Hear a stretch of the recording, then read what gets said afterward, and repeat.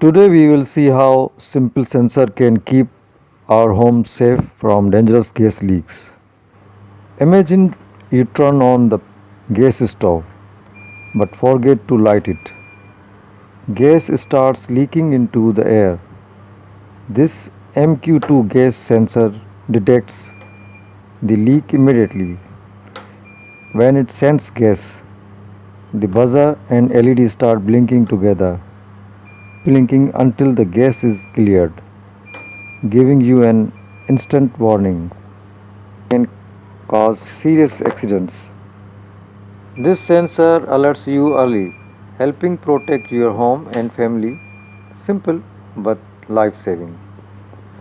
The MQ2 sensor detects gases like LPG, propane, and methane. It operates on 5-volt power and is widely used in safety projects because of its reliability and accuracy. This project is great for students. You will learn about sensors, Arduino, and how real world safety devices work.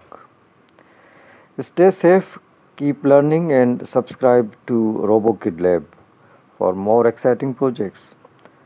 The code and other details are in the description box. Thank you very much.